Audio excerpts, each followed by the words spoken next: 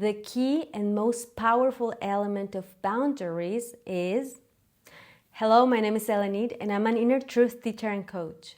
I recently made a video about how to communicate boundaries by addressing unwanted behavior. However, what happens if you communicate your boundaries and people still don't respect them? Well, this video is exactly about that.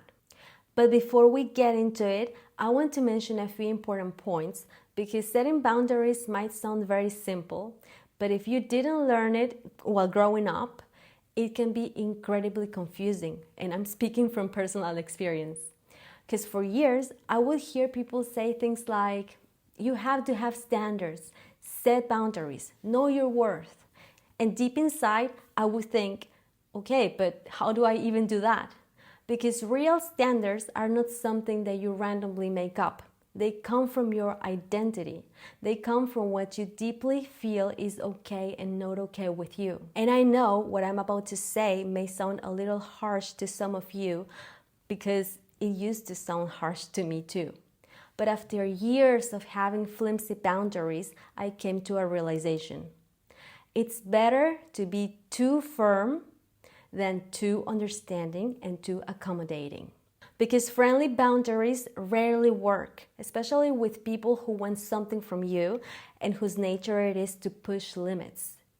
Now, this requires a lot of self-awareness and responsibility because it is very easy to blame other people and say, they're stepping over my boundaries. And of course, some of them are. There's no question about that. However, if that's often happening to you, you're also allowing behavior that you don't feel okay with. And most likely, you're not doing that consciously. This recognition can be painful, but it will also free you. Because if you recognize your role in what you tolerate, then you can also change it. You'll see that you have much more influence and rights than you thought in your relationships.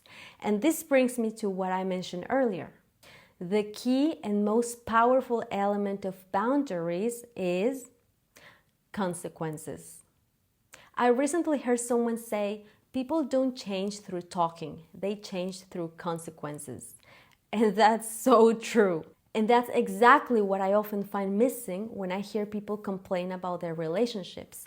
They talk and talk to their partners, to their parents, colleagues, about whatever they're unhappy with.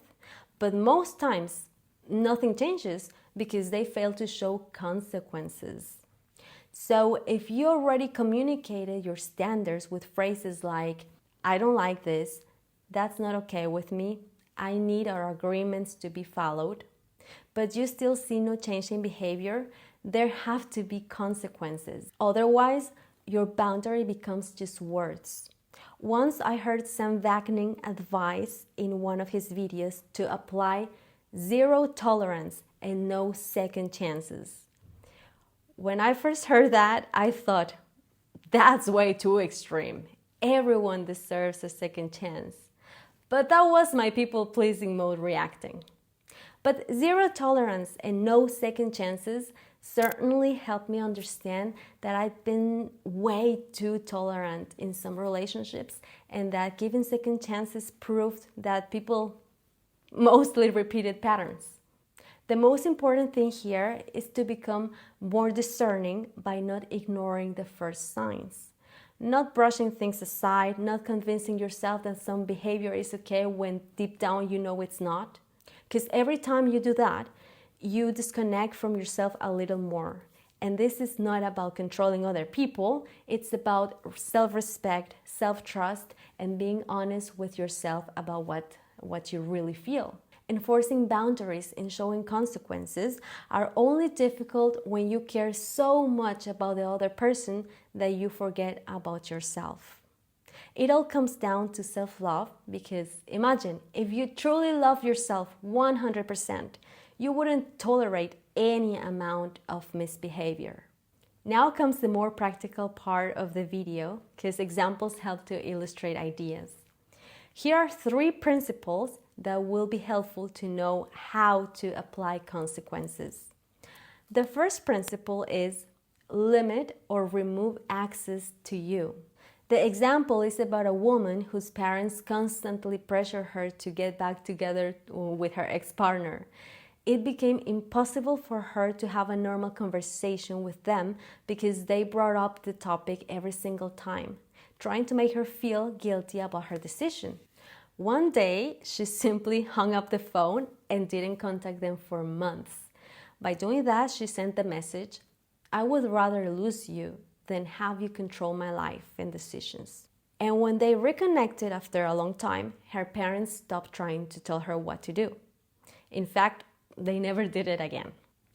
The second principle is remove benefits. The example is about a mother I once talked to and who was hopelessly telling me about how her son wasn't doing well in school and didn't help around the house, but instead spent countless hours playing video games. She kept talking about how she told him every day what he was supposed to do without success. And she seemed very frustrated about that. Very clearly, the mother's yelling wasn't so impactful that the son would start studying or cleaning his room. In this case, the consequence would be restricting the use of his devices or even removing them completely. He would definitely feel that, and there would be a real chance for him to change. That's very straightforward, isn't it? But again, if the mother is more interested in being liked by her son, or if she feels sorry for him, then it may actually feel more painful for her to enforce consequences than to endure his lack of responsibility. The third principle is show them that their behavior can get them into trouble. This example comes from when I used to work as a teacher in school. There was a girl in my class who rarely worked and often came in with an attitude, and I had been tolerating that for months. One day, I must have said something that she didn't like, and she yelled at me. So I decided to finally contact her parents. A few days later, her mother came to school to talk to me about the issue, and she was clearly embarrassed by her daughter's behavior. I don't know what happened at home, but from that moment on, the girl started paying attention in class and being very nice to me. Now, it may seem like consequences are mainly about changing people's behavior. And yes, that can happen. But the true purpose is to stop people from directing their negative energy at you or taking advantage of you. Showing consequences to disrespect strengthens your confidence because it sends the message, I'm willing to risk being disliked because protecting my dignity is more important. Or I'm willing to lose them before I lose myself. And another beautiful thing about standing up for yourself is that sometimes it helps people recognize their own lack of integrity, and some of them may even feel inspired to change for the better. I've been on both sides of the experience myself. So think about a current relationship where people aren't keeping agreements or where you're being taken for granted, and write in the comments what consequence you will enforce. See you next time.